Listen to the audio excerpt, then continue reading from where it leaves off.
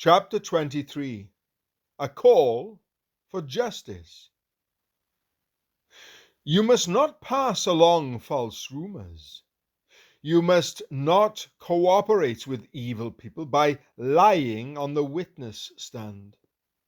You must not follow the crowd in doing wrong. When you are called to testify in a dispute, do not be swayed by the crowd to twist justice. And do not slant your testimony in favor of a person just because that person is poor. If you come upon your enemy's ox or donkey that has strayed away, take it back to its owner. If you see that the donkey of someone who hates you has collapsed under its load, do not walk by. Instead, stop and help. In a lawsuit, you must not deny justice to the poor. Be sure never to charge anyone falsely with evil. Never sentence an innocent or blameless person to death, for I never declare a guilty person to be innocent. Take no bribes, for a bribe makes you ignore something that you clearly see. A bribe makes even a righteous person twist the truth. You must not oppress foreigners. You know what it's like to be a foreigner, for you yourselves were once foreigners in the land of Egypt. Plant and harvest your crops for 6 years, but let the land be renewed and lie uncultivated during the 7th year. Then let the poor among you harvest whatever grows on its own. Leave the rest for wild animals to eat. The same applies to your vineyards and olive groves. You have 6 days each week for your ordinary work, but on the 7th day you must stop working. This gives your ox and your donkey a chance to rest. It also allows your slaves and the foreigners living among you to be refreshed. Pay close attention to all my instructions. You must not call on the name of any other gods. Do not even speak their names. 3 annual festivals. Each year, you must celebrate 3 festivals in my honor. First, celebrate the festival of unleavened bread. For 7 days, the bread you eat must be made without yeast, just as I commanded you. Celebrate this festival annually at the appointed time in early spring, in the month of Abib, for that is the anniversary of your departure from Egypt. No one may appear before me without an offering. Second, celebrate the festival of harvest, when you bring me the first crops of your harvest.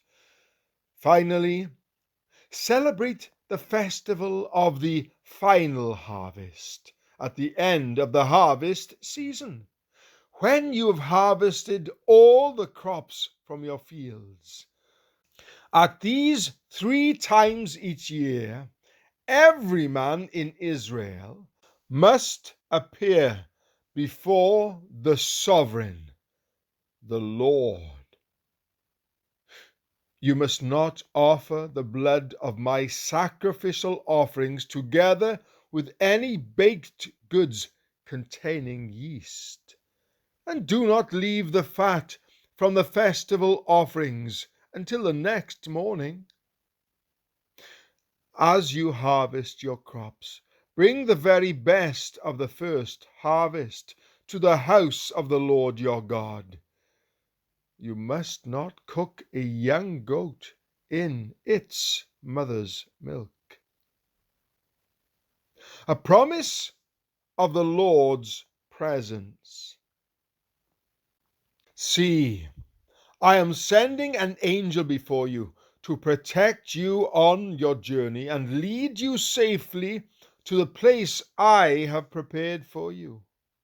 Pay close attention to him and obey his instructions. Do not rebel against him, for he is my representative, and he will not forgive your rebellion. But if you are careful to obey him, following all my instructions, then I will be an enemy to your enemies, and I will oppose those who oppose you. For my angel will go before you and bring you into the land of the Amorites, Hittites, Perizzites, Canaanites, Hivites, and Jebusites, so you may live there, and I will destroy them completely.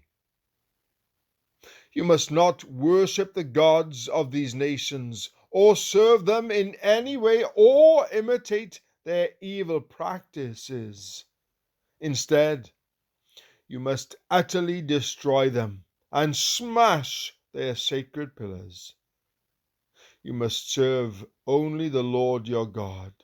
If you do, I will bless you with food and water, and I will protect you from illness.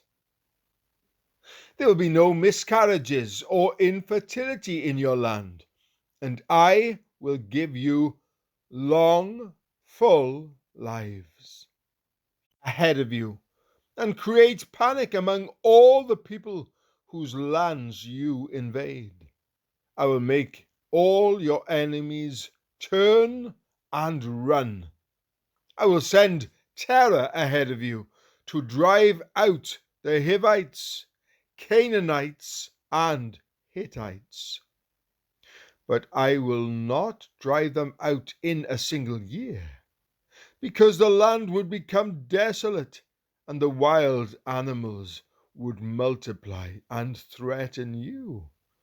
I will drive them out a little at a time, until your population has increased enough to take possession of the land. And I will fix your boundaries from the Red Sea to the Mediterranean Sea, and from the eastern wilderness to the Euphrates River. I will hand over to you the people now living in the land, and you will drive them out ahead of you. Make no treaties with them or their gods. They must not live in your land, or they will cause you to sin against me. If you serve their gods, you will be caught in the trap of idolatry.